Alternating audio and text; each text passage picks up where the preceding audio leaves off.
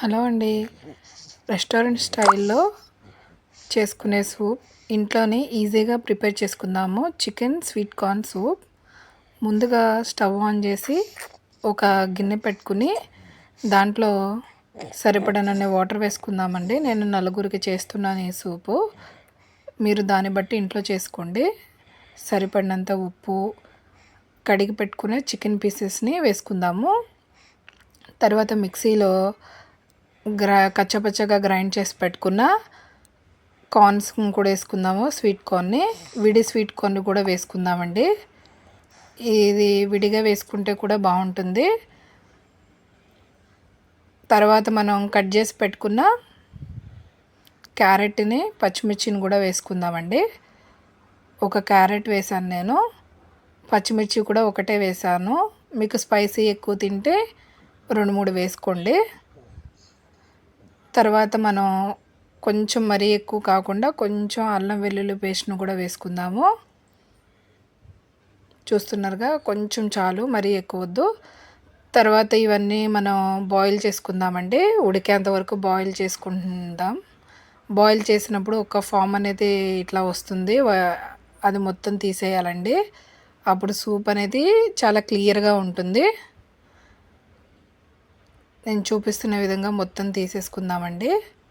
ఇది ఇంట్లో ఉన్న వాటితోనే మనం చేసుకోవచ్చు. చాలా టేస్టీగా ఉంటుంది. చూస్తున్నారుగా ఈ విధంగా. తర్వాత మనం మొత్తం ఉడికిన తర్వాత చికెన్ ముక్కల్ని సపరేట్ చేసుకుందామండి. చికెన్ని చిన్న చిన్న ముక్కలకు కూడా వేసుకోవచ్చు కట్ చేసి. కానీ ఈవెన్గా మనకి రాకపోతే ఎక్కువ తక్కువ ఉడుకుతాయి కాబట్టి ఇట్లా బాయిల్ చేసుకుని వాటిని విడదీసుకుందాము. ఈ లోపల అవి ఉడుకుతూ ఉంటే మనం ఇవన్నీ ఇలా ప్రిపేర్ చేసుకుందామండి. చూస్తున్నారుగా, ఇలా మొత్తం తీసి మళ్ళీ అదే సూప్లో వేసేసుకుని ఒక 5 మినిట్స్ ఉడకబెట్టుకుందాము. ఇలా మొత్తం ఉడికే లోపల మనం ఒక ఎగ్ని మొత్తం గిలకొట్టి పక్కన పెట్టుకోవాలండి.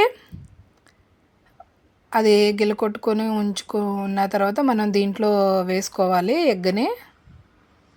చూస్తున్నారుగా, ఇలా మొత్తం వేసేసుకున్న తర్వాత వెంటనే తిప్పాలండి, లేకపోతే మొత్తం ఒకే చోటలాగా ఉడికిపోతుంది. వేసిన వెంటనే ఇట్లా మొత్తం కదుపుతూ ఉంటే చిన్న చిన్న పీసెస్గా కట్ అవుతుంది. దాంట్లో బాయిల్ అవుతుందండి ఈజీగా.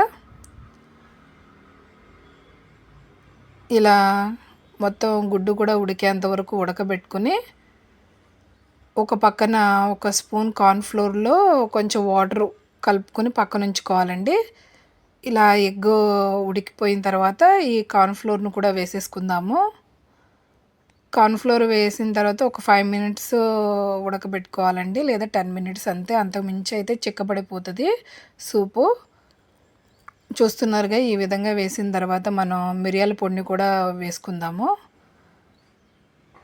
ఈ సూప్కి మిరియాల పొడేనండి టేస్ట్ ఎక్కువ.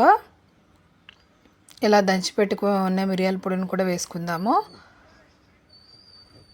ఈ సూపు వర్షాకాలంలో కానీ ఇప్పుడు ఉన్న చలికాలంలో కానీ తాగితే చాలా బాగుంటుంది. త్రోటు ఇవన్నీ రాకుండా జలుబులు కూడా తగ్గుతాయండి. పిల్లలకి ఈవినింగ్ స్నాక్స్గా కూడా ఇవ్వచ్చు మనం. అలా చేసింది ఈ సూపు. చూడండి, ఈ విధంగా మొత్తం ఉడికిన తర్వాత మనం కొత్తిమీర వేసుకుందాము. దీంట్లో ఉల్లి కాడలు ఉంటే కూడా వేసుకుంటే బాగుంటుంది. మ్యాక్సిమం ఎక్కువ ఉల్లి కాడలే వేస్తారు. నా దగ్గర అవైలబుల్ లేదండి, మీరు ఉంటే యూస్ చేసుకోండి.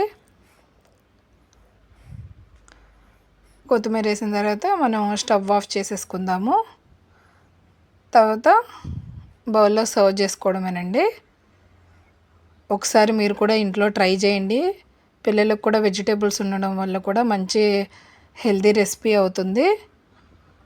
ఇప్పుడు స్కూల్కి వెళ్తూ ఉంటారు, బయట చల్లగా ఉంటుంది కదా, వేడివేడిగా ఈ సూప్ చాలా బాగుంటుంది.